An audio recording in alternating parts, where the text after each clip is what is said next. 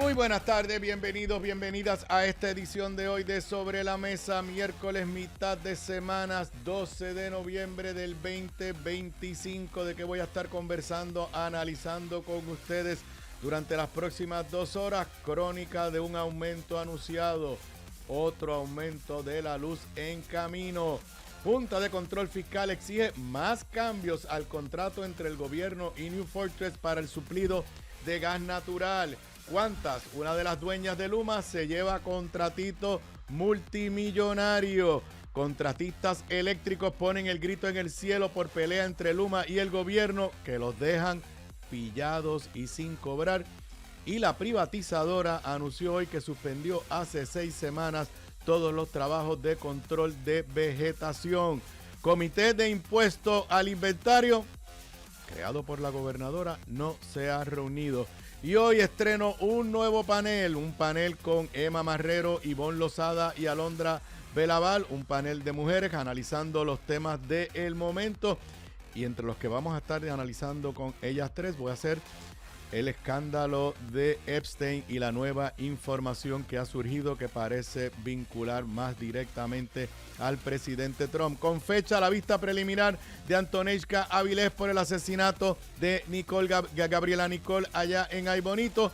Y también hoy converso con Carla Minet del Centro de Periodismo Investigativo sobre la vista de que se llevó a cabo hoy, creo que se está llevando a cabo todavía, del proyecto de ley sobre acceso a información pública. Esos son los temas que voy a estar discutiendo con ustedes en la tarde de hoy, en Sobre la Mesa, que comienza ahora.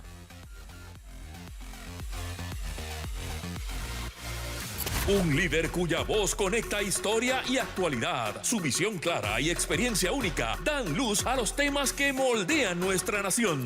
Aníbal Acevedo Vilá está en Radio Isla 1320. Esto es Sobre la Mesa.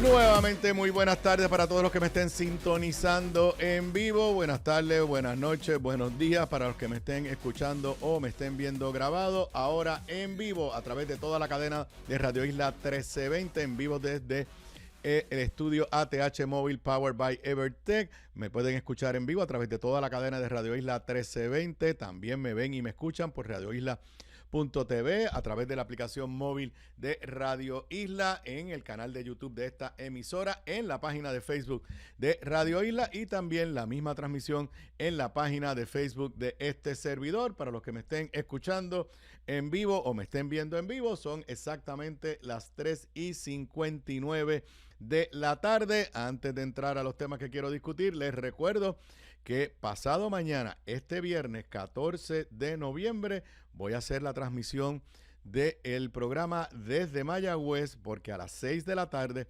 será la presentación de mi nuevo libro En Primera Fila, Las luchas sobre el estatus en el Congreso y Puerto Rico 1997-2025. Eso va a ser en el Museo Casa Pilar de Filló, allí en Mayagüez, un lugar hermoso, estado en el pasado. Están todos invitados, obviamente particularmente los amigos del área oeste, y la presentación va a estar a cargo del amigo ex representante licenciado Charlie Hernández. Repito, pasado mañana, este viernes 14 de noviembre, nos vemos en Mayagüez. Haré el programa desde allí, desde la Casa Museo Pilar de Filló, y luego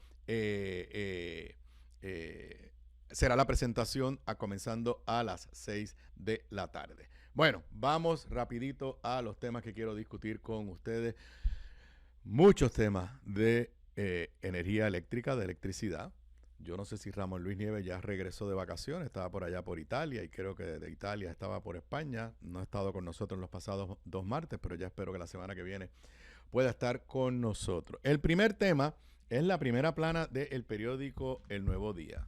Arranca el proceso para nueva tarifa eléctrica, posible alza permanente, y el subtítulo: el negociado de energía inicia hoy unas vistas públicas cuyo desenlace, según expertos, apuntan a un aumento en la factura para poder pagar las tareas de mantenimiento de la red. Los que me han seguido en este programa durante todo este año y los que nos siguen o me han escuchado con Ramón Luis Nieves los martes, pues sabrán que esto no es una noticia nueva.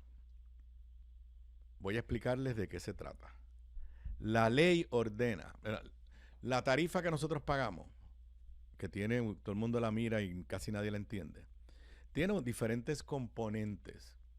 Y uno de ellos, que es el que más cuesta, es el de compra de combustible.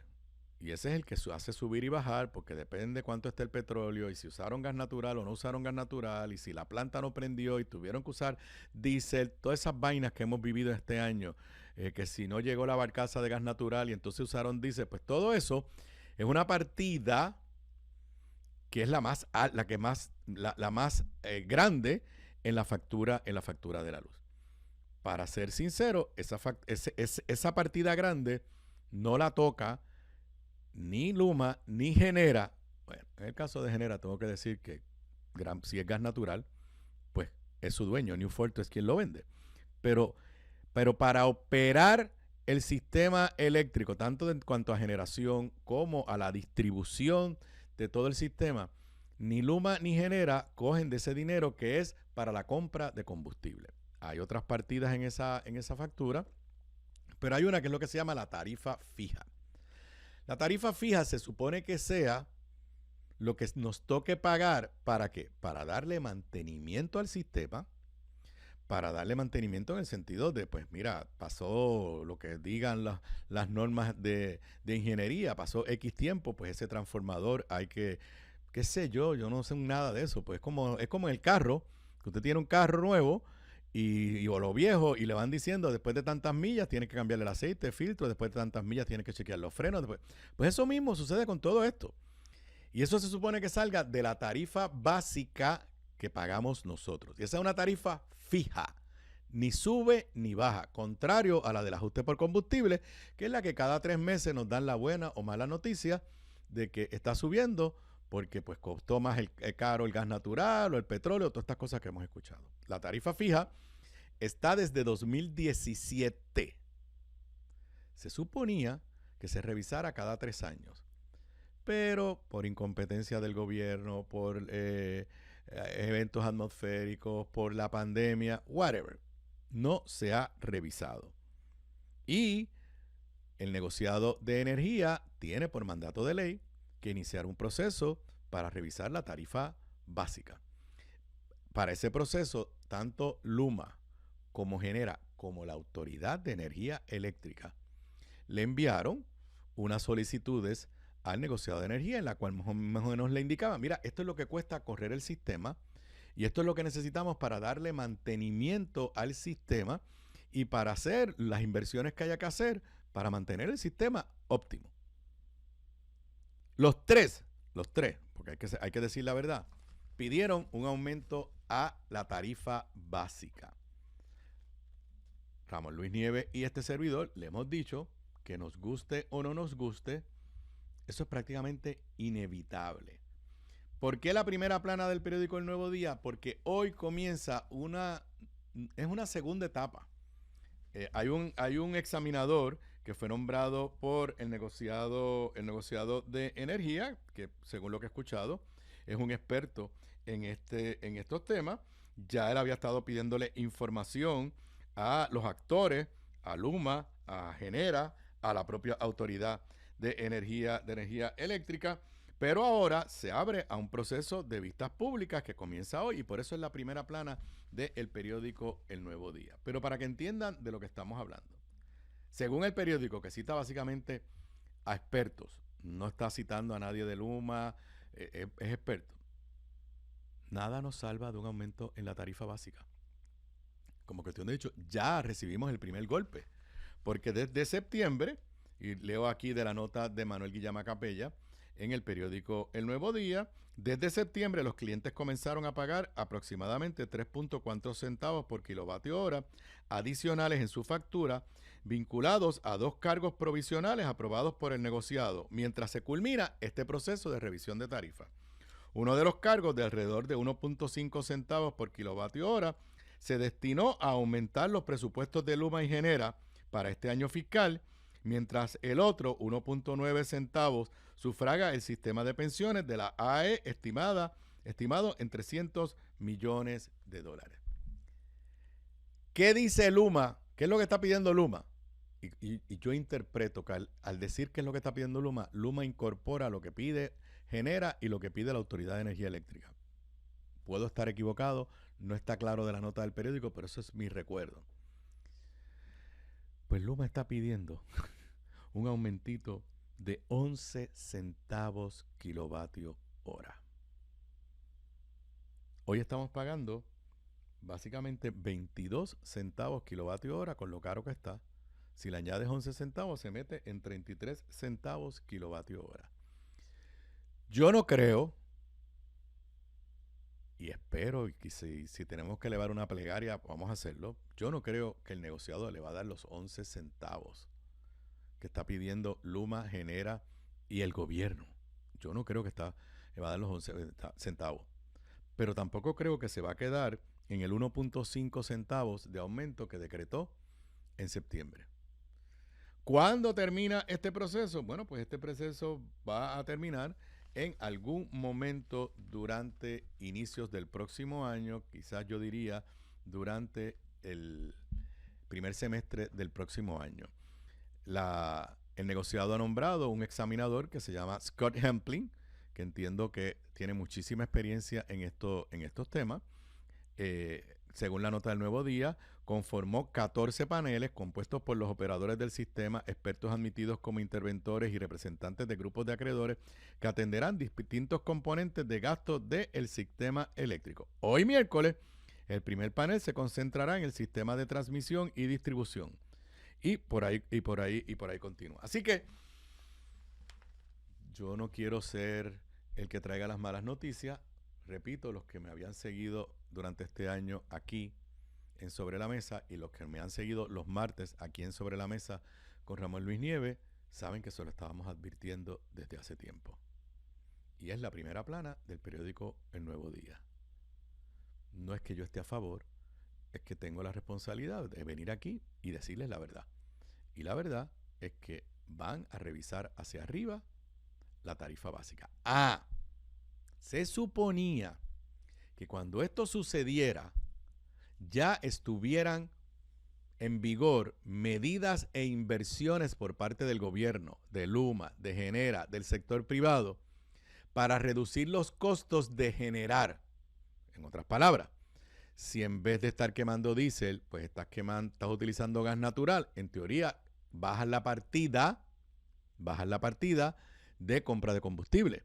Si estás logras conectar energía renovable, que ya la energía renovable se está produciendo a precios más competitivos que hace 15 o 20 años atrás. Si estuviéramos produciendo más energía renovable a precios competitivos, bajaba el costo de generar energía. Lo que ha sucedido es que han aumentado los costos de producirla, por eso, y de dar el mantenimiento, pero por otro lado, no han entrado las medidas que nos llevan anunciando desde hace años para hacer más eficiente en Puerto Rico la generación eléctrica y más costo efectiva, en otras palabras, más barata y más limpia. Por ahí hablan de que si añadimos más kilovatios hora durante el verano, que sea chévere, todo eso está chévere, pero ninguna de esas medidas todavía baja el costo de generar energía en Puerto Rico. Y ahí es que está la desfase. Los costos van aumentando, como nos está pasando a todos en nuestro diario vivir, pero la producción, en lugar de ser más eficiente y menos costosa, está siendo la misma y los proyectos que se han anunciado no se han puesto en vigor, están en construcción, están atrasados, están en idea, están en permiso, whatever. Pero no se han ejecutado como nos dijeron que se iban a ejecutar.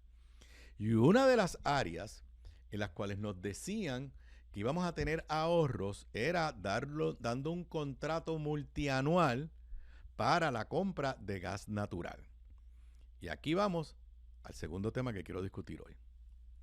Ya todos sabemos, de esto, el año pasado nadie hablaba de esto, del monopolio, algunos que seguíamos estos temas lo alertábamos.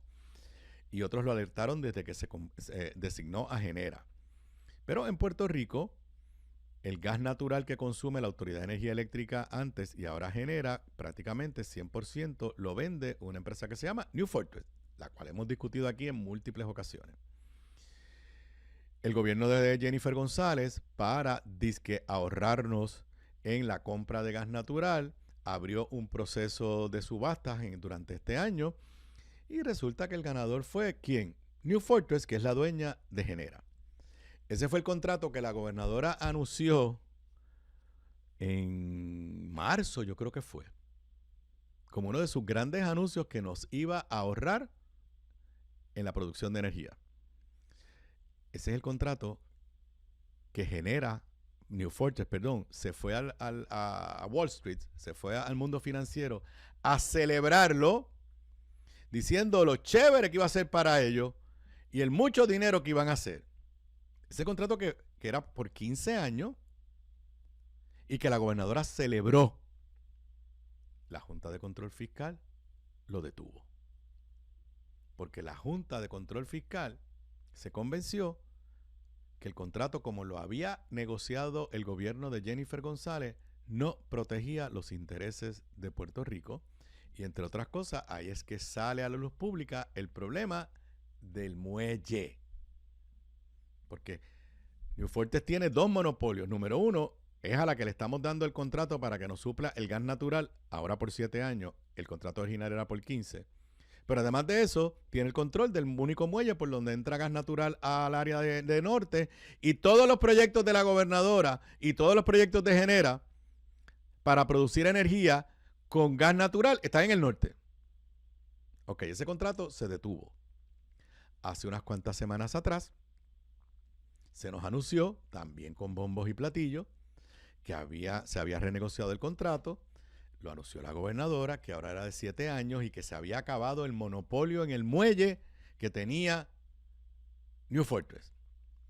Hace también semanas y la gobernadora públicamente presionó a la Junta de Control Fiscal, dijo que acaben de aprobarme ese contrato.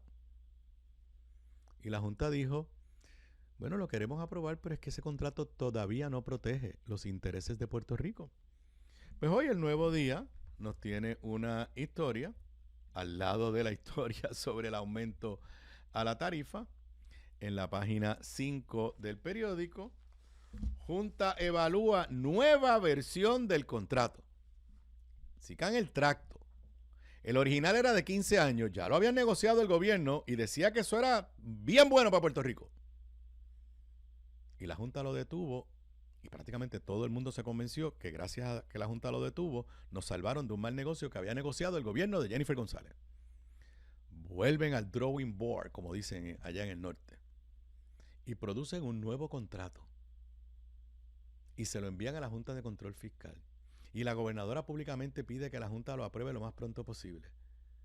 Y la Junta hace varias semanas atrás dijo, bueno, es que todavía ahí no está claro lo del monopolio y el control absoluto de New Fortress sobre el muelle. Y hoy pues nos están diciendo que han enviado una nueva versión, pero esto es lo que yo quiero que entiendan, gracias a que la Junta frenó lo que había negociado el gobierno. Dice la nota de Manuel Guillama Capella en la página 5 del Nuevo Día, el gobierno y New Fortress sometieron a la Junta una versión actualizada del contrato multianual que negocian para el suministro de gas natural. Un proceso en el que aún persisten varios elementos bajo discusión, supo el Nuevo Día. Cita textual a el portavoz de la Junta de Control Fiscal. La Junta continúa revisando las enmiendas al contrato sometidas por el gobierno como parte de las conversaciones en curso. Aún no se ha recibido una versión final que esté alineada con los objetivos del gobierno. Le voy a traducir esa oración. Aún no se ha recibido una versión final. ¿Qué quiere decir eso? Que no hay un contrato todavía finiquitado, listo para que la Junta apruebe. Pero le voy a leer la segunda parte de la oración. Que esté alineado con los objetivos del gobierno. ¿Sabe lo que quiere decir eso? Que lo que de la boca para afuera dijo la gobernadora y dijo el gobierno que estaba en ese contrato, que era para defender los intereses de Puerto Rico, no está en las letras del contrato. O sea, la Junta ha tenido que exigirle al gobierno, oye, si tú quieres que de alguna forma New Fortress no tenga el monopolio absoluto del muelle. El lenguaje que acordaste no te da eso. Vuelvo a la nota. Los temas más neurálgicos eran el take or pay y el tolling fee. Con eso se avanzó bastante y por eso se sometió a la Junta, señaló por su parte una fuente al tanto de las negociaciones. Miren lo que no había negociado bien el gobierno de Puerto Rico. El take or pay, en síntesis, se refiere a las cantidades mínimas de gas que el gobierno se compromete a comprar anualmente, volúmenes en que se deben establecer a partir del consumo de combustible esperado de las plantas de generación que administra Genera, subsidiaria de New Fortress. ¿Qué es eso? Que en el contrato le estamos diciendo a New Fortress, nos comprometemos a comprarte X cantidad de gas natural, aunque no se use.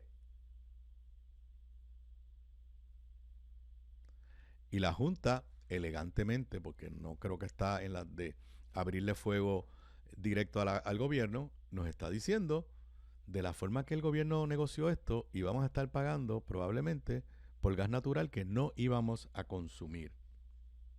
Mientras el tolling fee o peaje alude al precio que otros suplidores tendrían que pagar a New Fortress para utilizar el terminal de San Juan, un escenario que, de acuerdo con las discusiones hasta el momento, solo se materializaría en caso de que la gasífera no pudiera cumplir con las entregas programadas. El lunes, el lunes anteayer, la Oficina Independiente de Adquisiciones, que negocia el contrato por encomienda de la Autoridad para Alianzas Público-Privadas, remitió a la Junta un borrador propuesto por New Fortress. Ese día precisamente se cumplió un mes desde que la Junta señaló una serie de deficiencias que persistían en un acuerdo preliminar entre la Oficina del Independiente de Adquisiciones y la empresa, concentrado sobre todo en las alternativas para proveer a otros suplidores acceso al terminal. En palabras sencillas, y esto es duro decirlo, en este tema en la negociación entre New Fortress y el gobierno de Puerto Rico, New Fortress le ha comido los dulces al gobierno de Puerto Rico 2 veces. Con un contrato que evidentemente a quien beneficiaba más era a ellos. Pero esos son los 2 contratos que la gobernadora celebró. Y el SAR de Energía y Francisco Domenech. Y esos contratos no han entrado en vigor porque, of all people, como dicen allá, es la Junta de Control Fiscal la que en este hecho ha salido a defender nuestros intereses. Si no hubiera existido la Junta, o si la Junta se hubiera hecho de la vista larga, el contrato de 15 años, el que era una barbaridad lo que íbamos a pagar, ya se hubiera firmado. El gobierno de Jennifer González lo había negociado. Y van a decir, no, que solo negocia esta oficina privada, el 3PO. Ajá. Y si el gobierno de Jennifer González ve una negociación que hizo esa oficina, que dirige el amigo Osvaldo Carlos, y el gobierno entiende que lo que negoció Osvaldo Carlos no defiende los intereses del pueblo de Puerto Rico, con decirle a Osvaldo Carlos, no. Porque al final del día quien va a firmar el contrato es el gobierno de Puerto Rico, no es Osvaldo Carlos. Así que en este momento lo que sabemos es que siguen negociando, que parecería ser que desde la perspectiva de los intereses del pueblo de Puerto Rico, el escenario ha mejorado, pero no porque el gobierno de Puerto Rico hubiera negociado protegiendo los intereses nuestros. Y estamos hablando del contrato para suministro de gas natural por 7 años. Volvamos al tema que les hablé al principio. Esa es la partida más grande de nuestra factura. Un contrato en el cual acabemos pagando más gas natural que lo que debimos haber pagado, ¿qué es lo que hace? Te aumenta tu tarifa o evita que tu tarifa baje. Una negociación en la cual de verdad no hubo libre competencia, porque el gobierno del PNP entregó el muelle a la misma empresa, a New Fortress, pues impide que a lo mejor hubiéramos conseguido gas natural más barato de otra compañía, pero como no tenía cómo traerlo, porque el gobierno del PNP le entregó el muelle a New Fortress, pues estamos con un monopolio en la venta de gas natural y en el punto de entrada de gas natural.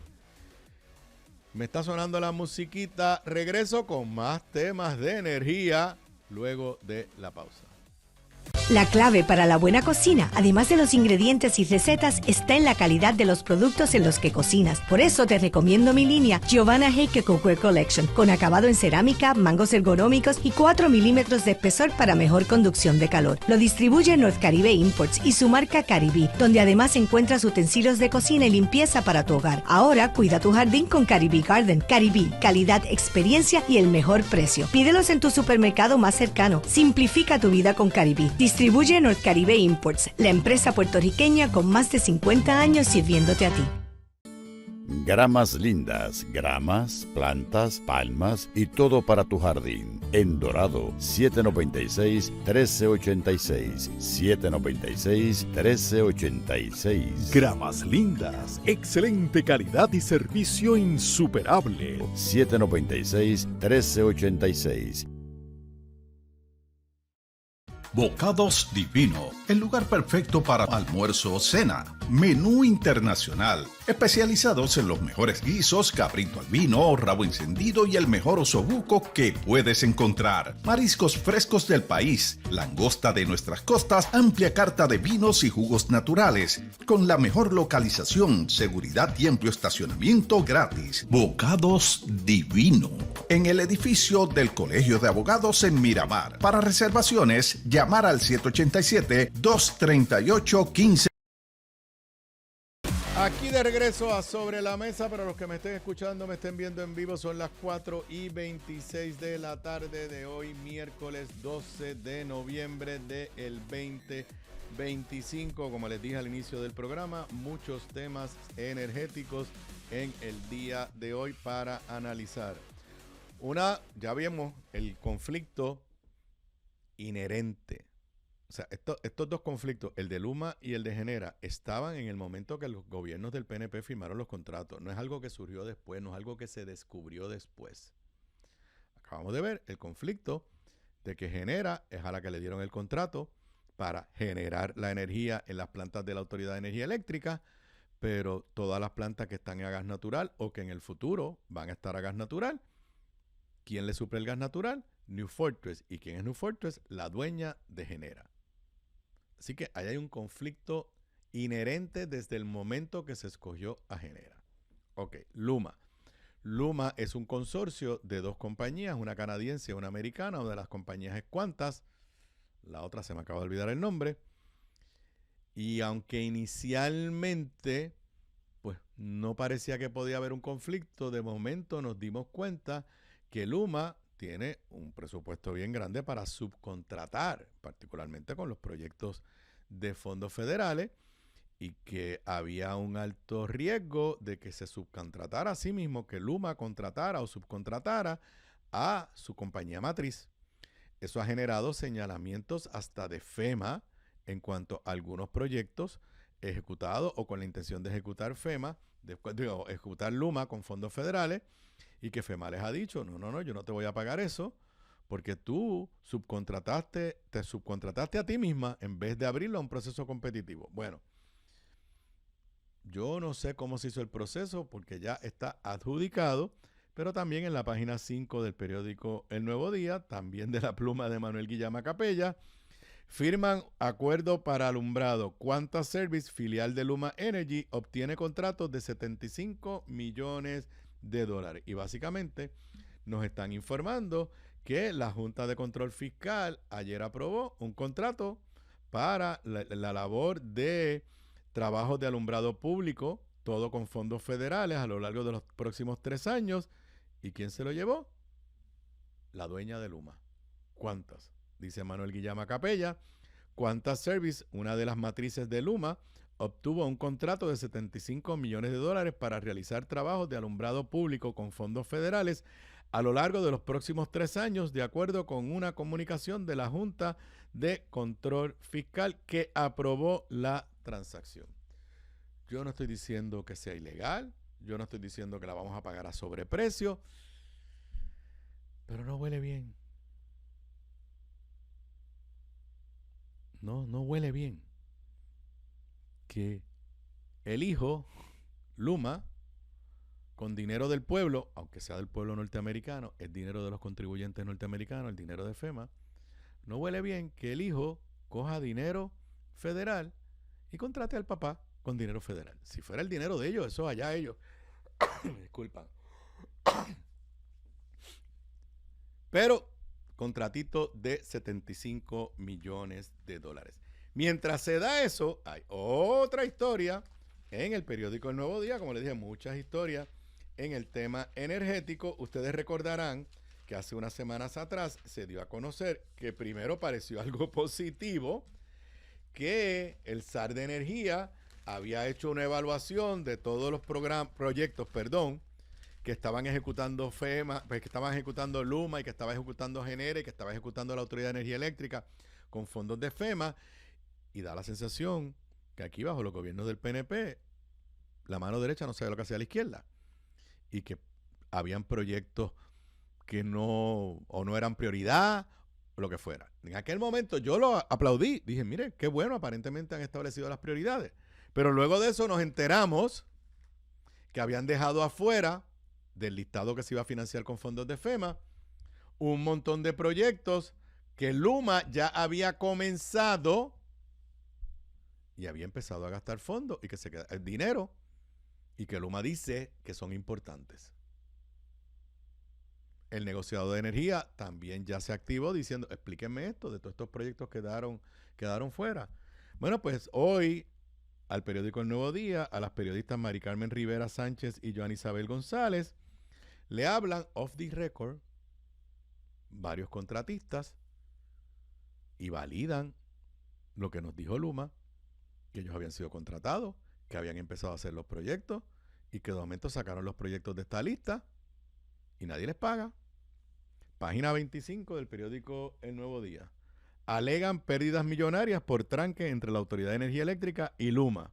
Según contratistas, proyectos en los que ya habían invertido quedaron fuera de los planes presentados por el SAR de Energía al presentar un plan consolidado. Entonces aquí ya uno lo que dice, espérate, entonces ahora tenemos a Luma diciendo que el gobierno no le paga. Tenemos al gobierno diciendo que Luma no cobra. Y entonces, en medio de esa pelea, ahora tenemos contratistas privados, algunos que serán de afuera, otros que probablemente son de aquí de Puerto Rico, diciendo, y yo me quedé pillado. Porque a mí me contrataron, empecé a hacer los trabajos y ahora no me pagan o el proyecto está a mitad.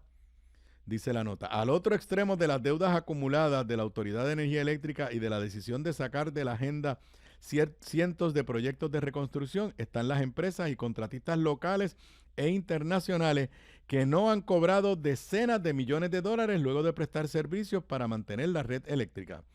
Varios de los empresarios afectados por el tranque entre el operador y la autoridad hablaron con El Nuevo Día bajo condición de anonimato, en parte preocupados por las exigencias de los contratos que pactaron para prestar servicios, vender piezas o alquilar equipos a Luma Energy, así como por posibles acciones de parte de la Autoridad de Energía Eléctrica y el operador eléctrico al denunciar la situación. No solamente están pillados, sino tienen miedo de que si dicen la verdad con su nombre y apellido, o los castigue Luma o los castigue el gobierno de Puerto Rico.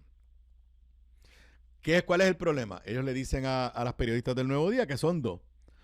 Que Luma, la autoridad y Genera les adeudan cifras millonarias y el hecho de que proyectos en los que ya habían invertido y gastado cuantías monetarias importantes quedaron fuera de los planes presentados por el SAR de Energía, Josué Colón, al presentar un, entre comillas, plan consolidado de las obras de reconstrucción que, a su entender, deben tener la prioridad. Así que el plan consolidado que yo aplaudí aquí hace varias semanas atrás cuando se anunció, pues parece que no es tan bueno nada, porque sacaron del plan consolidado proyectos que ya se estaba invirtiendo dinero y que ya se estaban ejecutando. Entonces la pregunta que yo me hago, si tenemos una queja de que los proyectos no se mueven y se atrasan, ¿hace sentido que el SAR de Energía, Josué Colón, haya sacado de la lista proyectos que ya aparentemente tenían contratista y se estaban empezando a mover? Difícil. Josué Colón, que cuando lo nombraron recibió respaldo de amplios sectores de la sociedad puertorriqueña y del sector privado, la realidad es que cada día que pasa uno se hace la pregunta si de verdad tiene control sobre todo lo que le corresponde. Y si la pelea con Luma en cierta medida se ha convertido en su razón de ser y no asegurar un sistema energético que funcione, que sea confiable y que nos baje los costos de energía eléctrica. Y hablando de un sistema que sea confiable, y con eso creo que me voy a la pausa y termino el análisis de todas estas noticias de energía del día de hoy. Noticia del mediodía de hoy, de las 2:23, en el periódico El Nuevo Día, edición digital obviamente. Luma Energy admite que suspendió trabajos programados de manejo de vegetación hace 1 mes y medio. Hace 1 mes y medio no fue que la gobernadora nos dijo y celebró que le había dado una orden a Luma para que no retirara las brigadas de por la noche y que ahora hay brigadas por la noche. Bueno, pues hace 1 mes y medio Luma decidió que no iba a trabajar más con la vegetación porque no tenía chavo. Nuevamente una nota de Manuel Llamacapella. Por las pasadas 6 semanas, Luma ha suspendido todas las labores planificadas de control de vegetación en las líneas de transmisión y distribución, aludiendo a las limitaciones de efectivo disponibles por las que responsabiliza al nivel de transferencia presupuestaria que le remite la Autoridad de Energía Eléctrica. En los primeros minutos de las vistas adjudicativas conducentes a la revisión de la tarifa base, con lo que empezamos el programa de hoy, eran las vistas. En los primeros minutos, el vicepresidente de operaciones de Luma, de líneas de Luma, Kevin Burgermeister, reveló este miércoles que a lo largo de ese periodo el consorcio se ha limitado a realizar trabajos de emergencia en torno a las líneas. De momento, Luma anticipa retomar los trabajos preventivos de vegetación en enero del año entrante, cuando habrán pasado unos 3 meses sin realizar las gestiones programadas.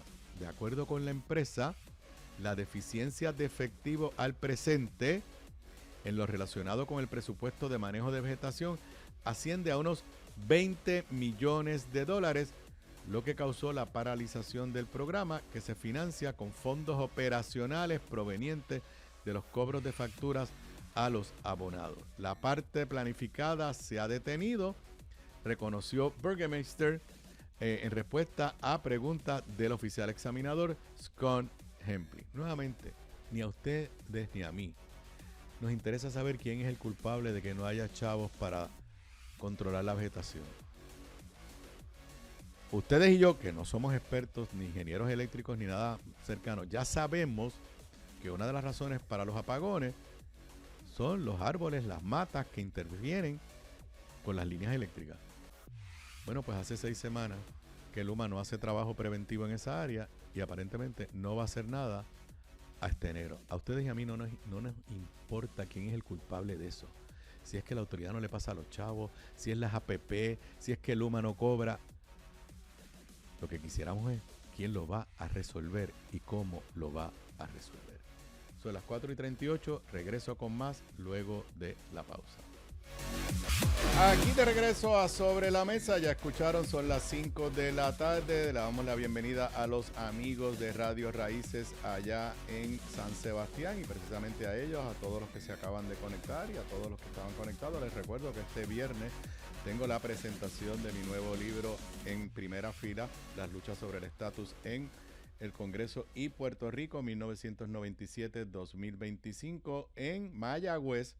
A las 6 de la tarde voy a hacer el programa desde allá y será la presentación en el Museo Casa Pilar de Filló, un hermoso lugar allá en Mayagüez, y estará a cargo del licenciado amigo, ex representante Charlie Hernández, así que todos allá en el oeste invitados. Como dije, hoy tengo 3 invitadas que estamos planificando que se repita semanalmente en un panel de análisis de temas del momento o de temas simplemente que sean importantes. Tenemos que ponerle un nombre al panel. Eso yo lo dejo a las féminas que sean las que lo escojan. Pero me acompañan aquí en orden de cómo las tengo al lado mío. Alondra Belaval. Saludos, Alondra. Saludos, buenas tardes a ti y al panel.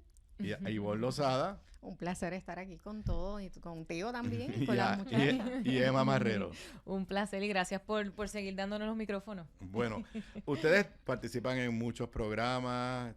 Emma participa en el podcast una vez al mes me votan a mí del podcast con Zoé y la hacen entre ustedes. Ivonne está muchas veces aquí, igual tú, Alondra, y también en El Poder del Pueblo sé que vas con cierta frecuencia, pero bien brevemente para los que nos estén escuchando en Sobre la Mesa y no las conozcan, preséntense.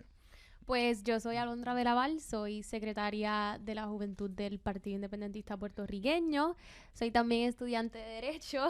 ¿Dónde está? Estoy en la UPR. Ah, bueno, pues yo doy un cursito allá el semestre que viene. Bueno, pues cero presión. Y en eso invierto mi tiempo, organizando y estudiando. Muy bien. Mira que estuvo conmigo en el panel, yo hice un panel y me acaba de decir que el programa que yo tenía en Radio Isla los domingos, yo hice un panel de jóvenes y esa fue su primera experiencia. Así es. Bueno, pero bueno, Ivonne Lozada, abogada que no litiga, pero ahora digo orgullosamente autora y editora y pasada candidata de Senado por San Juan. Muy bien, Emma. Y ojalá que vuelva. Mi nombre es Emma Marrero, soy vicepresidenta del Partido Demócrata en Puerto Rico, soy de Morovis, eso es lo primero que digo en todos los lugares. Soy abogada, pero también como Ivonne no litigo, y los últimos 15 años me he dedicado al servicio público, y ha sido una de las mejores experiencias que he tenido, y me estoy ahora mismo enfocando en política pública y gobernanza. Muy bien.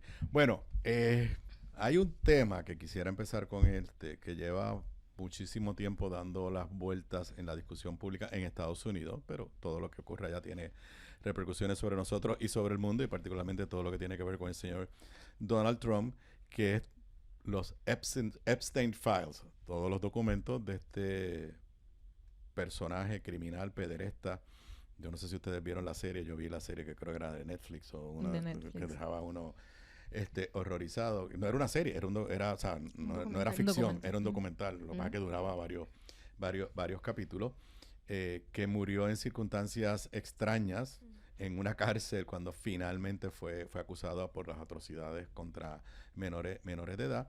Y no lo voy a negar, era una persona que tenía conexiones en todo el mundo político, económico, pero siempre se ha dicho que tenía una relación de amistad, la cual él no ha negado con el presidente Donald Trump, y la gran interrogante es si en los documentos de él o en los documentos de las investigaciones que se hicieron sobre él había o no había alguna información que vinculara al presidente Donald Trump.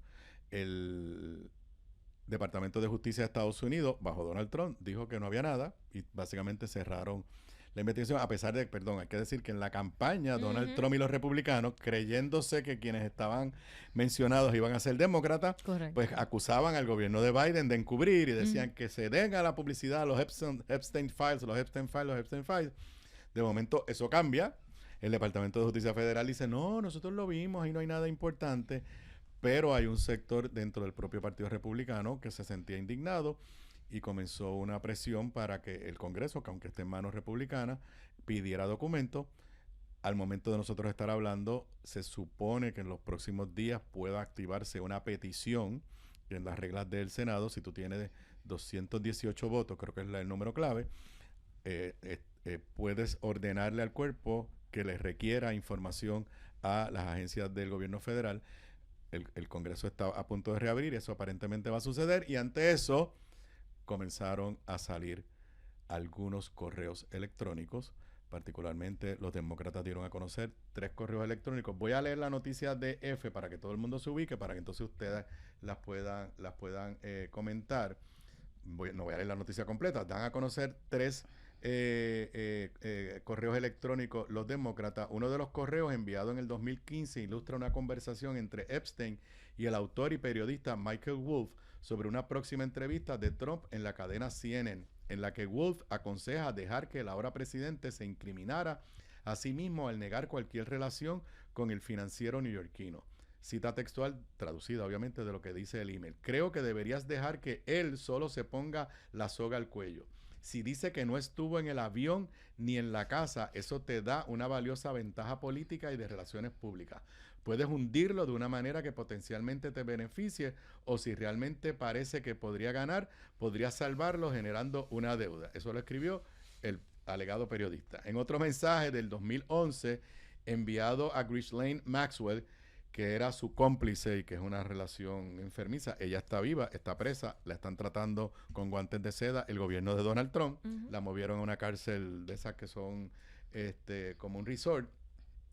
Cómplice y pareja del criminal sexual, Epstein califica a Trump como un perro que no ladra y afirma que pasó horas en su casa con una de las presuntas víctimas de tráfico sexual, cuyo nombre aparece redactado en los documentos publicados. Esa para mí es la más dura de todo lo que ha salido hasta ahora. La tercera misiva online incluye una conversación entre Epstein y Wolf, esta vez fechada 2019, cuando el fallecido magnate aseguró que, por supuesto que él, Trump, sabía de las chicas, ya que le pidió a Grisline que parara. Cuanto más intenta Donald Trump encubrirlo... perdón, ya estos son los demócratas reaccionando. ¿Qué les parece este nuevo desarrollo de los files de Epstein, que por muchas ocasiones los republicanos y Trump lo han dado como que ya murió? Que estaba muerto. Que estaba muerto el tema. Una bomba. Aquí, perdónenme, yo no voy a seleccionar los turnos. Ustedes hablan cuando les dé la gana. Cómodo. Pues, ¿quién empieza? Mira, una bomba política. Hay varias cosas aquí, las repercusiones y las consecuencias que tiene dentro del partido republicano, que incluso para muchos trumpistas es intolerable este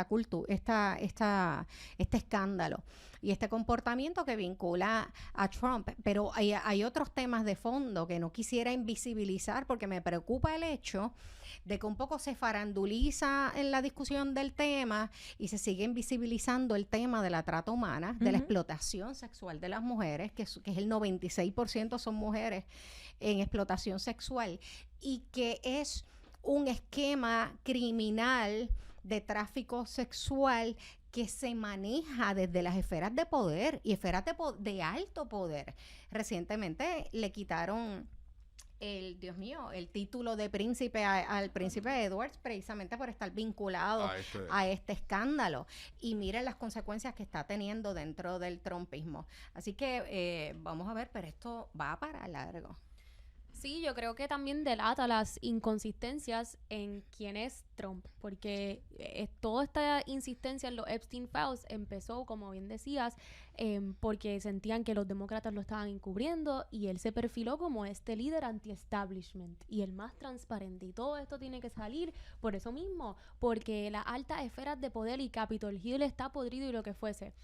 Y sin embargo, ahora pues se le trancó la bola porque aparecería, y yo creo que es evidente y no se puede tapar el sol con una mano, que él está implicado en ese asunto. Como bien dice Ivonne, a mí me chocaba leer la nota porque recuerdo cuando las sobrevivientes que han sido más vocal hicieron una conferencia de prensa frente al Capitolio, que una decía, lo que sucede es que en mi proceso de sanación, el Departamento de Justicia de los Estados Unidos sabe más de lo que a mí me pasó que yo, porque mi trauma ha bloqueado ciertos eventos. Y eso a mí me chocó. Eso es lo que está en el centro de este asunto. Como bien dice Ivonne, son dinámicas de poder, dinámicas de misoginia en su fondo, y no podemos separar una cosa de la otra. Va a ser un problema político, pero más allá de eso, yo creo que refleja lo lejos que estamos en nuestro trabajo para el asunto de género y la justicia con las mujeres, ¿verdad? Porque ¿dónde quedan ellas en este asunto? Yo quiero traer un tema que presentaste, que para mí es el más clave.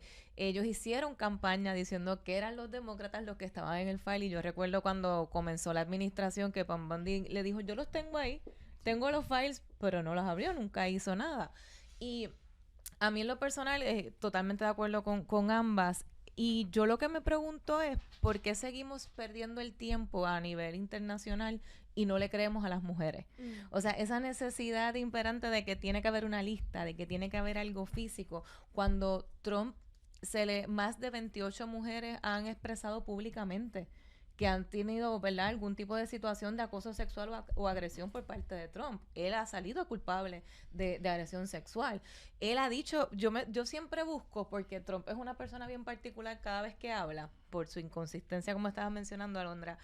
A mí me gusta buscar quotes de él, del pasado, porque él en algún momento se contradijo, y vi uno hace poco que él dijo en el 2002 Epstein es un tremendo amigo. Le encantan las mujeres tanto como a mí y sobre todo jóvenes.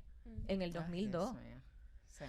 Hace poco dijo, no tuve el privilegio de ir a la isla cuando le preguntaron.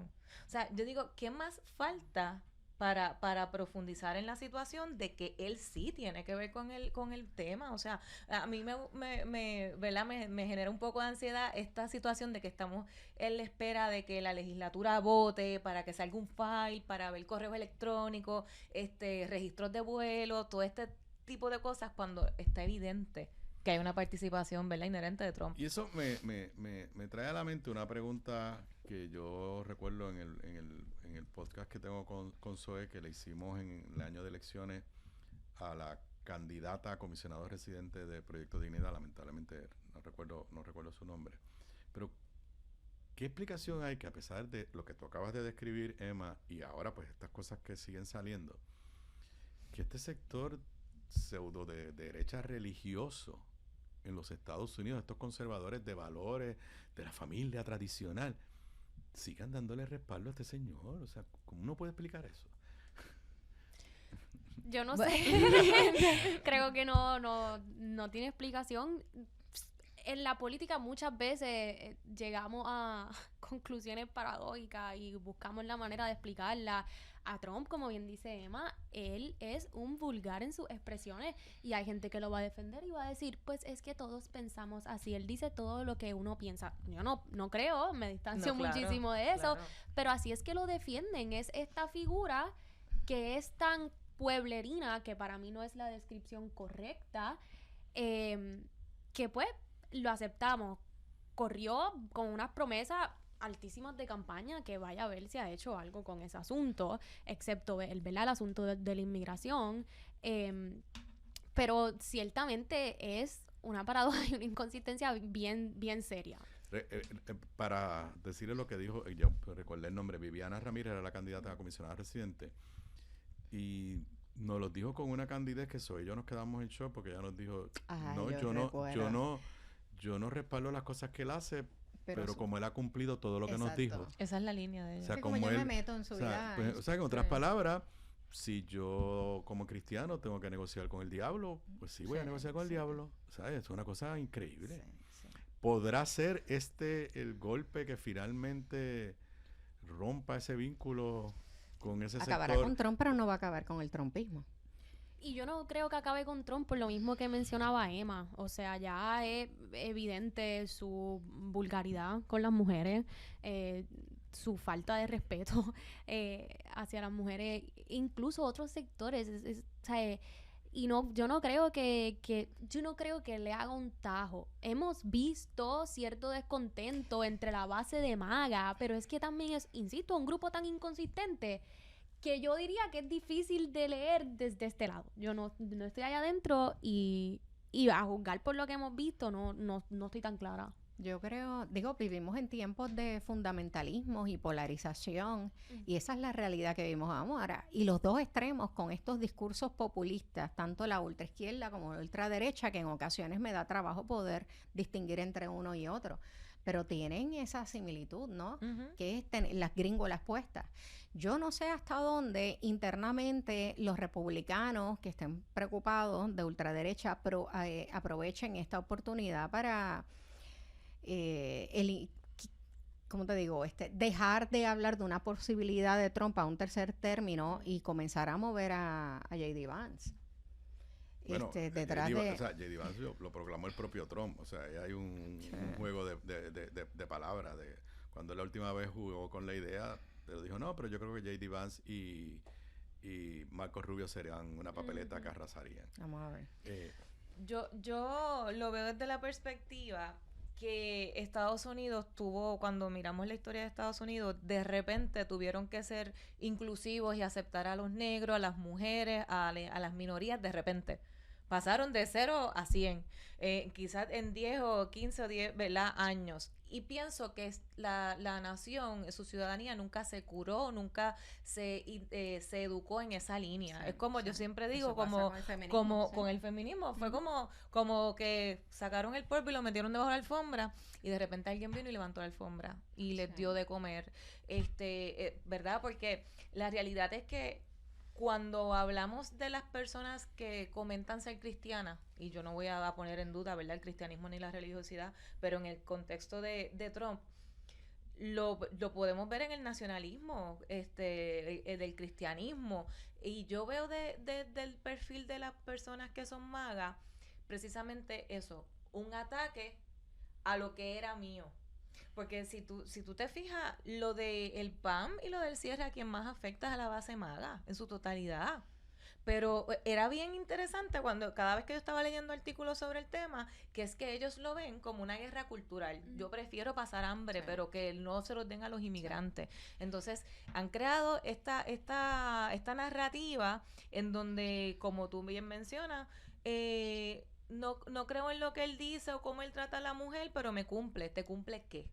¿Te cumple qué? Y ahí volvemos a un nacionalismo bien peligroso, porque y he tenido estas conversaciones porque yo, como demócratas rápido dicen socialista, comunista, izquierda, como hablamos a veces Ivonne y yo, que nos ponen el sello y cuestionan el catolicismo y el cristianismo, y yo he tenido conversaciones con personas republicanas que me han dicho, es que no tiene sentido que tú seas católica. Y yo, pues que queremos abundar sobre eso. Ustedes están apoyando a una persona que abiertamente dice barbaridades de la mujer y que abiertamente él no esconde para nada su psiquis ni su manera de manipular el discurso público. Por ejemplo, otra frase: mis seguidores son tan fieles que si yo me paro en la Quinta Avenida y mato a alguien, siguen votando por mí. O sea, el tipo es una figura política y social que merece estudio porque no es normal. Y si él no es normal, menos son las personas que validan, ¿verdad?, ese discurso de odio. Yo no sé, porque para mí, si me dicen, él robó, pero es que es buena persona, él le dio, pero la quería, es que si tú haces algo malo, ya dejas de ser una buena persona. Entonces, para mí, en la política, una persona como Trump, que no esconde nada, que abiertamente dice tantas barbaridades y la gente lo sigue justificando, amerita que hagamos un estudio psicológico. Yo creo que no es solo psicológico, creo que también es del panorama político de los Estados Unidos, y como bien dices, ¿qué trajo a la nación a este momento? Porque y a veces me pasa, no son tan complejos, son bastante parecidos a nosotros, y es cuando el ser humano sigue empujando las rayas. ¿Y por qué? Uh-huh. Y eso es un ejercicio que definitivamente merece la pena. Es complejo, pero estoy de acuerdo contigo. Y la elección de Zohran Mamdani es una reacción al trumpismo que tendrá mayor profundidad, o es un simple accidente neoyorquino, esa elección con todos los ataques tan virulentos de comunistas, y lo que le faltó decir era que se comía a los niños crudos. No, pero para el récord, yo respaldé a Bernie Sanders en la primera frente a Hillary y no me arrepiento. Inclusive creo que Bernie Sanders tenía más posibilidades de ser electo porque era el anti-establishment, y Trump ganó siendo el anti-establishment, y Hillary es la familia, o sea, eso es el establishment puro. Sí. Pero simplemente para el récord, que mi respaldé a Bernie, fui de los primeros que lo hizo aquí en Puerto Rico. Pero es la elección de Mamdani en Nueva York un accidente, o estamos viendo un sector que está respondiendo a las posturas de extrema derecha con unas posturas más de izquierda? Él no es comunista ni nada de eso, como están diciendo. Él, si viviera en Europa, sería del PSOE o de alguno de los partidos socialdemócratas europeos. Pero ¿qué les parece esa elección en este escenario del trumpismo? Yo no lo veo tan directamente como una reacción a las políticas, particularmente políticas sociales de Trump y el nacionalismo social, cultural, sí en reacción a lo que son las condiciones de vida y lo que los afecta directamente. Incluso los que votaron por Trump, que creían en este discurso nacionalista cultural de Trump, dijeron, pero espérate, tú sabes, es que no tengo trabajo, es que no puedo pagar las rentas. Bueno, me están ya haciendo... Manuel es aquí el que... Ay, cara, mira, nos pasamos de... El líder de bueno, MAGA, seguimos el del próximo. movimiento MAGA, aquí es Manuel, que me está gritando. Pero, ok, nos vamos a quedar un segmento más por lo menos, porque hay mucha gente que dice que, irónicamente, y un poco quizás tú lo estabas planteando, Ivonne, Mamdani gana con un mensaje parecido al de Trump en el sentido de... quitando el nacionalismo por eso, con lo fuera en sentido de los chavos no te dan para vivir. Sí. Hay que resolver los problemas para tú. Vamos con ese análisis y si nos da tiempo hablar un poquito. Yo no sé ni lo que es el Lola Challenge. Me he enterado de eso por la niña de 9 años que corrió, pero no sabía lo que era el Lola Challenge y todavía no estoy claro que sé muy bien lo que es eso. Regreso con este panel que todavía no tiene nombre luego de la pausa. Aquí de regreso a Sobre la Mesa, continúo con el panel que por ahora va a ser los miércoles, no sé después cómo terminemos, estoy con Alondra Belaval, Ivonne Lozada y Emma Marrero. Antes de irnos a la pausa, introduje el tema de la elección de Mamdani, pero en el contexto de si es una reacción al trumpismo, pero por otro lado, alguna gente ha dicho, es que él gana en unos elementos, con tocar la fibra de cómo está el bolsillo del neoyorquino, y que ese fue también el mensaje principal de Donald Trump. Tengo que decirle que una persona que neoyorquina me dijo, y que estaba respaldando a Mamdani, me dijo antes de las elecciones, es que en esta ciudad ya no se puede vivir si tú no eres millonario. Sí. O sea, si tú eres clase media, no puedes sobrevivir en la ciudad de Nueva York. Bueno, es una reacción. ¿Qué les parece la elección de Mamdani? La vamos a ver repetirse y ¿qué efecto tiene al interno del Partido Demócrata? Como te iba diciendo, hay una diferencia entre reacción al trumpismo y reacción a las políticas de Trump, que han afectado el bolsillo del ciudadano de a pie, y que él cogió y asumió eso como su discurso. Claro, déjame ser rápida, pero sí Mamdani ha puesto la vara bien alta también de unas propuestas que vamos a ver cómo las realiza, qué chévere, qué bien, pero pone en una situación muy difícil al Partido Demócrata. Más vale que él tenga un win de aquí a los midterm elections, y ni hablar del 2028, porque el Partido Demócrata, aunque esto represente una fisura con algunos sectores del Partido Demócrata, lo tienen que proteger, porque no pueden darse el lujo de tener lo tienen que proteger. Y van a tener que proteger ese sector más progresista del Partido Demócrata, que quizás no representa, como lo vimos en las elecciones de esta semana, al elector promedio del Partido Republicano, que es más moderado, pero sí representa las voces de muchos ciudadanos de estados como Nueva York, que sí representan una fuerza política significativa e importante. Emma, tú que conoces un poco más las interioridades de ese monstruo del Partido Demócrata. Yo creo que realmente confirmó que los estadounidenses están cansados de esta tensión, porque si miramos no solamente la elección de Mamdani, la elección completa de ese 4 de noviembre, o sea, fue primera vez para muchos sitios, la primera mujer gobernadora en Virginia, 2 puertorriqueños electos, la primera vicepresidenta musulmana en Virginia también, una primera congresista afroamericana en Mississippi, una gobernadora militar veterana, así que fueron primera vez para muchas personas y muchas políticas, y yo estoy segura que la política pública de la gobernadora veterana no es la misma de Mamdani, pero es demócrata. Entonces, para mí lo vi como un wake-up call de que realmente el Partido Demócrata no está manejando ese discurso de izquierda, socialismo comunista, como lo quieren pintar por el discurso del miedo, sino vemos un Partido Demócrata que todo el mundo coincide en rescatar el centro. Entonces, realmente, si el Partido Demócrata mantiene su postulado, no debe haber ningún problema con convivir con un Mamdani o convivir con otra persona. O sea, realmente, a lo que voy para concluir, para que vaya a Alondra, yo lo veo como un wake-up call de, hola, nosotros le dimos el voto a Trump pensando en eso comentarios que se tienen sobre la mesa en las cocinas, como dicen kitchen tables en Estados Unidos, le habló de lo económico, Mamdani habló de lo económico, o sea, Mamdani ganó igual que Trump ganó, pero desde otro punto de vista. Entonces, por eso es que tú ves ese discurso de miedo de los republicanos de ponerle el sello. A mí me parece espectacular. De la parte de economía, veremos a ver, ¿verdad? Esa parte da miedo a las personas que saben de economía. Yo no sé de economía, pero para efectos de lo que representó en términos electorales, representa tantas cosas innovadoras. Para mí, la campaña de Millennial más brutal que yo he visto. O sea, ese ser humano en la primaria levantó 50,000 voluntarios. Y muy refrescante. Él, refrescante, hablándole a la gente a tú. La gente dice que no tiene experiencia, pero él fue asambleísta municipal en New York. Actually, más experiencia en el gobierno que Trump, si lo vemos en ese contexto. Así que a mí ese 4 de noviembre fue espectacular porque veo un partido demócrata que demostró que quiere rescatar ese centro. Y yo creo, aportando a eso, que estoy de acuerdo, fue una campaña sencilla, fue una campaña que corrió basada en affordability, ¿verdad? Como estábamos diciendo, en que tú puedas costear vivir en la ciudad de Nueva York y con unos objetivos muy específicos que para algunos de ellos también ofreció cómo lo iba a hacer.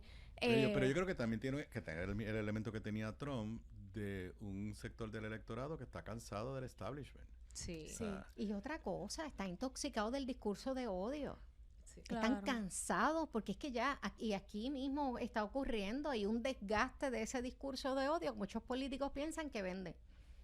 Sí, Digo, que vende. están atrás. Fue una campaña de comunicación genial, yo creo también, donde se paraba y preguntas que le hacían, preguntas que contestaba muy bien y no evadía. no hay duda que es inteligente y extremadamente articulado. O sea, y tiene un carisma. O sea, si alguien uno puede escribir que tiene carisma, es Mamdani. O sea, de eso no hay la más mínima duda.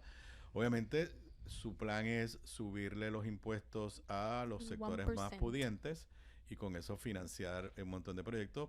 Tiene la suerte que está heredando una ciudad con un superávit, que eso pues le puede dar un margen para alguna de esas medidas. Como la gente dice que él propuso el subway gratis. No, él propuso las guaguas, los autobuses gratis, pero no propuso el subway gratis y obviamente ampliación de childcare, o sea, montones de cosas con las que yo estoy seguro que todos los que estamos en esta mesa simpatizamos. Eso, necesita un win. Para allá necesita un win. Sí, necesita un win por lo menos en el primer año. De algo que la gente sienta un cambio de verdad. En los últimos minutos, ¿ustedes corren 5K? Yo corro si un perro me persigue. Esa es mi manera. Ay, Dios. Alondra hizo una confesión fuera del aire. ¿Los has corrido o los ibas a correr? Yo he corrido 5K y hasta 10K. Un medio maratón se supone que corre en marzo. Estoy ahí luchando con mis rodillas, pero voy decidida. Pero ya tan joven con problemas de ¿Qué rodillas. ¿Qué te puedo decir? O sea. Y caros que salen. Pero sí, yo he corrido. Y me gusta, me lo disfruto. Bueno, yo primero no sabía nada de qué rayo era esa del Lola Challenge. Y me ha sorprendido pues toda esta controversia de la niña de 9 años y que llevamos varios días discutiéndola. Mi parecer ocurrió con la mamá al lado. No era una competencia, o sea, no, yo creo que la nena estaba corriendo contra ella misma, o sea, no creo que la nena estaba corriendo para ganarle a un adulto. Pero ¿qué le parece toda esta discusión y que se ha convertido en un... Bueno, estamos nosotros discutiendo, ¿no? A ese nivel. A mí, ¿verdad? Me parece una situación bien llanita, Oliviana, para hablar en las redes sociales y comentar en ese sentido, pero a mí sí me despierta, escuchando varios compañeros, a mí me trae la parte opuesta. No dicen que el Estado opresor no se puede meter en la crianza de los hijos y de repente la mamá le entrena, creo que ella es quiropráctica, ¿verdad? Sí, la nena entrena desde pequeña, corrió con la mamá, caminó, porque entiendo que la nena caminó. Entonces, eso es un nicho. Y ahora pregunto también, las personas que saben del maltrato infantil, que lo saben y no hacen nada. O sea, pienso que realmente traer el tema de la nena levanta una discusión en qué realmente nos importa de lo que pasa con la niñez, si es por conveniencia, si es por likes, si es por share. Porque, de nuevo, estos nenes de hoy en día, yo estoy segura que esa nena hizo un research. estoy segurísima, porque estos nenes de hoy en día están bien adelante. O sea, yo pienso que en el momento en que haya, que fuera voluntario, que entrenara, que la mamá estuviera, que la nena se alimentara bien, en ese contexto, pues yo pienso que es el rol de la mamá. A mí me preocupa que esto un poco, porque lo he escuchado, lo tratan de alar por los pelos para meterlo dentro del discurso de esta campaña que surgió hace un par de semanas atrás de dónde están los padres. Bueno, pues la mamá estaba al lado de ella. Exacto, la mamá estaba al lado de ella. Pero que es muy penoso, ¿no? Y me da mucha pena con la mamá que tenga que estar enfrentando esta discusión pública contra ella, que parece ser una mamá modelo, ¿no? Y contra una niña que ya ha logrado interesarla en el deporte y en el deporte como una actividad familiar que hacen juntas. De Lola Challenge también, esto es una organización que lleva un par de años y yo conozco a la fundadora, una de las fundadoras que trabajamos juntas, y ha creado este espacio para utilizar el deporte como una herramienta de empoderamiento de las mujeres.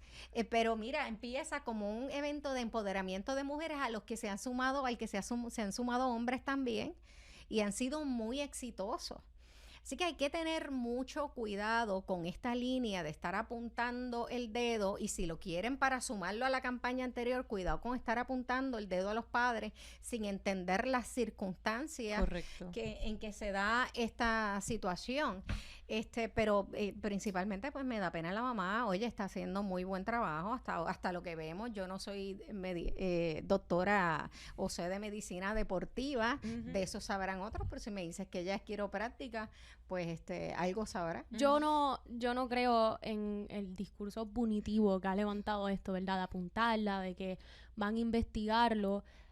Yo por un lado creo que es tremendo momento para que el Departamento de Recreación y Deporte haga una guía de qué es ¿verdad? Aceptable para que los niños practiquen. Yo entiendo que a esta edad se supone que de hecho no practiquen un solo deporte, sino que practiquen varios, entre otras cosas. Tampoco tengo autoridad médica para decir si estamos claras que científicamente y por el desarrollo de su cuerpo no es una hazaña que deben llevar a cabo todos los menores de edad, pero de ahí a, como dicen ustedes, ¿verdad? Apuntar el dedo a la madre y decir que está haciendo, pues no sé.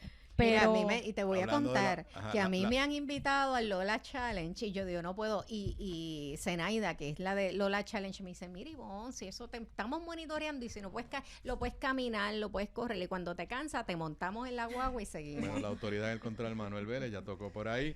Gracias, yo no sé ustedes, pero yo me lo disfruté, así que nos volvemos a ver el próximo miércoles. Muchas gracias. Será. Yo regreso luego de la pausa. ¿Qué pasó hoy en la vista en la Cámara con el proyecto mal llamado de acceso a información pública? Converso sobre eso con Carla Minet del Centro de Periodismo Investigativo cuando regresemos luego de la pausa. Aquí de regreso a Sobre la Mesa, son las 5:44 de la tarde de hoy, miércoles 12 de noviembre del 2025. Ya tengo aquí en los estudios, como había anunciado desde el inicio del programa, a Carla Minet del Centro de Periodismo Investigativo. Carla acaba de llegar del Capitolio, donde hoy se llevaba a cabo la vista del proyecto que ya se aprobó en el Senado. Se aprobó en el Senado sin vistas públicas, por descargue, ¿verdad? Si mi memoria no me falla, o tuvo informe. Tuvo informe, pero no hubo vista pública. Con una sola ponencia a favor. Sin vista pública, ustedes y otros grupos hicieron una vista y conversamos aquí en este espacio. Carla, bienvenida. Dinos qué sucedió hoy en esa vista en términos generales y un poco qué podemos esperar, ya aclarando, lo dije en otro segmento, que la sesión tienen hasta mañana a la medianoche para que un proyecto quede aprobado por ambos cuerpos. Si no se aprueba por ambos cuerpos, pues entonces tiene que esperar hasta enero del año que viene. Así que ya lo aprobó el Senado. La Cámara tendría que aprobarlo, no sé si hoy, porque escuché el rumor de que se van de receso ahora a las 6 de la tarde. Tendría que aprobarlo mañana. Pero danos el resumen y tu perspectiva de lo que sucedió hoy allí en la vista. Pues mira, gracias por el espacio, Aníbal. Fue una vista que fue muy atropellada realmente. Allí los trabajos empezaron muy tarde en la mañana. Alrededor de 7 organizaciones pudieron conseguir turno para deponer, a pesar de que muchas otras habían pedido y no lo consiguieron. De las organizaciones que depusimos, pues hubo un consenso, ¿verdad?, de oposición a la medida y una petición específica de que no se apruebe la medida, que no es enmendable. Pero pues cada grupo expresó su perspectiva diferente sobre por qué no se debe aprobar el proyecto. Aunque lo hemos discutido anteriormente, resume cuáles son los mayores fallas, deficiencias, peligros de esa medida. Los principales problemas que tiene la medida, tal como fue presentada inicialmente, es que duplica los términos que tienen las agencias para contestar las peticiones de información de 20 a 40 días. Además de eso, obliga a notificar a todos los jefes de agencia cada vez que se presenta una petición de información en una agencia. También exige que las personas que quieren someter peticiones de información, pero que la información que están pidiendo está contenida en distintos expedientes o en distintos formatos, si no están en un solo documento creado por la agencia, entonces la agencia se puede negar a entregarla. Entre otros problemas bastante técnicos, ¿verdad? Muchos de ellos que trae esta ley. La verdad es que no trae nada positivo que se pueda rescatar como para uno avalar unos aspectos de esa propuesta y entonces descartar otras. Y todas las organizaciones que depusieron allí, ese fue el consenso y el resumen de sus expresiones. ¿Hay alguna entidad de la rama ejecutiva? Porque mayormente aquí en esto, o sea, mayormente las peticiones de información son a la rama ejecutiva. ¿Hay alguna agencia, secretario de gabinete que esté impulsando y que esté defendiendo esta medida a brazo partido? O sea, a veces uno dice, pues el proyecto tal es porque el Departamento de Educación lo está pidiendo. ¿Ustedes han podido identificar quién está detrás de esto? Si hay alguien del lado del Ejecutivo. Pues no, en el Senado la única agencia que se expresó sobre el proyecto fue la Comisión Estatal de Elecciones. Su expresidenta Jessica Padilla, cuando todavía estaba en la comisión, se expresó a favor de la medida y es la única expresión en el récord. La comisión le podemos pedir información, pero no es una entidad. Por eso, y encima querían poner enmiendas para que no se pudieran hacer peticiones de información durante los periodos de elección. No, pero esa no está. Esa enmienda no está. Esa no pasó.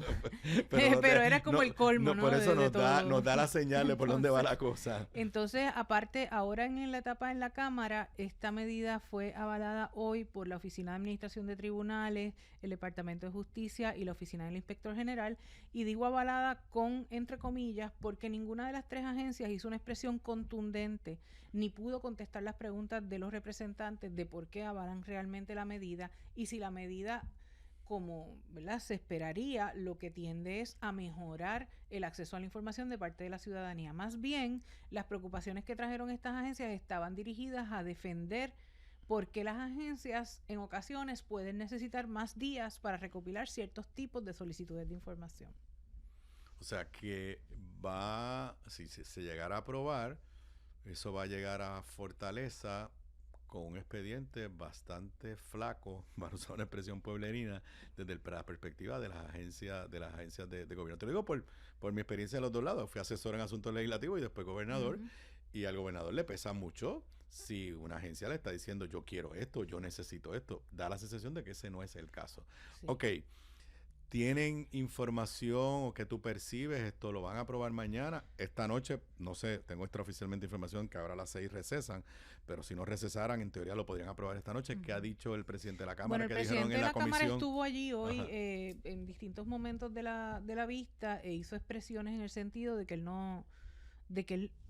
no tiene prisa con aprobar esta medida. Eso, ¿verdad?, lo tomamos con un poco de duda, porque esta medida llegó a la Comisión de lo Jurídico el viernes a las 5:30 de la tarde y citaron las vistas para hoy miércoles. Así que ha sido un proceso bien apresurado, con un feriado de por medio ayer. Así que sí ha habido una prisa, ¿verdad?, para mover esto y para realizar la vista de hoy, que fue una vista limitada, porque hay muchas organizaciones que pidieron turno y que no les permitieron expresarse. Así es que pero por otro lado no dijo lo voy a aprobar antes de mañana no viernes, lo dijo, mañana viernes. No lo dijo, y por el contrario se expresó en el sentido de que de que no había prisa con este proyecto, de que a él les interesaba escuchar perspectivas de cómo mejorar la ley de transparencia vigente. Se le hizo claro que esta propuesta de enmiendas no son mejoras a la ley, sino todo lo contrario. Debo recordar, Aníbal, que este proyecto de ley no es un proyecto, es un proyecto radicado por el presidente del Senado, Tomás Rivera Schatz, solo. No tuvo el aval de ningún otro partido. No es un proyecto de petición. No es un proyecto que surge, no tiene datos en su exposición de motivos de qué lo justifica. No hay estadísticas, no hay datos que sustenten por qué es necesario hacer estas enmiendas. Así es que realmente sí, es un expediente bien flaco. Bueno, el rumor, cuando están en los últimos días de sesión, siempre hay que estar pendiente de las relaciones entre los cuerpos hermanos, como se llama allí. Y el rumor que me está llegando, y creo que te ha llegado a ti también, es que ya hay una especie de guerra entre Cámara y Senado. Estamos hablando entre los PNP, o sea, ellos controlan ambas cámaras. Y pues a veces eso, te lo digo a ti, eso da dos posibles escenarios. Se cuelgan cosas simplemente porque no te las voy a aprobar, porque tú no me aprobaste la mía. Pero a las 11:50 de la noche se pueden negociar cosas y decir, bueno, pues si tú me bajaste allá en el Senado el proyecto que yo quería de el P de la C número tal, pues aquí yo tengo el que tú querías de transparencia y acceso a información pública, te lo bajo a las 11:50 de la noche. Pero el rumor que estoy recibiendo, y primero me dijeron que se iban de receso a las 6 de la tarde hoy, que no es lo típico cuando tú estás en los últimos 2 días de sesión, porque ahí es que tú empiezas a recibir los proyectos del Senado y todo. Así que mi consejo es que estén pendientes, pero por otro lado, el hecho de que Johnny Méndez no haya dicho esto es una prioridad, lo voy a aprobar mañana, pues les da un espacio. Hay un espacio, es un espacio, ¿verdad?, frágil, vamos a decirlo así, pero obviamente tenemos la esperanza de que haya valido de algo. Toda la información que pudimos vertir allí hoy a los legisladores, a los representantes, y definitivamente esto es una medida que no tiene el apoyo de nadie. ¿Y alguien tiene alguna idea de cómo se siente la gobernadora con este proyecto o nunca se ha expresado? La gobernadora se le ha preguntado en varias ocasiones y ha dicho que el proyecto no es de administración y no ha llegado donde ella, entonces no, hasta que no llegue con las enmiendas que sea que van, ella no va a expresarse sobre el mismo. Bueno, pues vamos a ver lo que sucede de aquí a mañana, si no ustedes van a tener que, hoy todos tendremos que reanudar la lucha en enero cuando reanude la sesión, y si se aprobara, pues entonces hay que poner la presión en la fortaleza, porque ya hemos visto que la gobernadora en unos momentos ha tenido la voluntad de vetar proyectos de iniciativa legislativa, así que... Sin duda, y se le hizo un llamado desde la conferencia de prensa que hicimos hace un par de semanas diciendo que si ella se hubiera expresado sobre este proyecto nos hubiéramos evitado todo este trámite, pero pues no lo ha hecho y confiamos en tener el espacio para explicarle a ella nuestra perspectiva sobre el proyecto. Pues gracias, Carla, por informarnos y gracias por la labor que siempre digo hace el Centro de Periodismo Investigativo. Son las 5:54, con eso yo me despido. Ustedes y yo nos volvemos a ver en vivo mañana jueves a las 3:55 de la tarde. Buenas tardes, buenas noches para todos.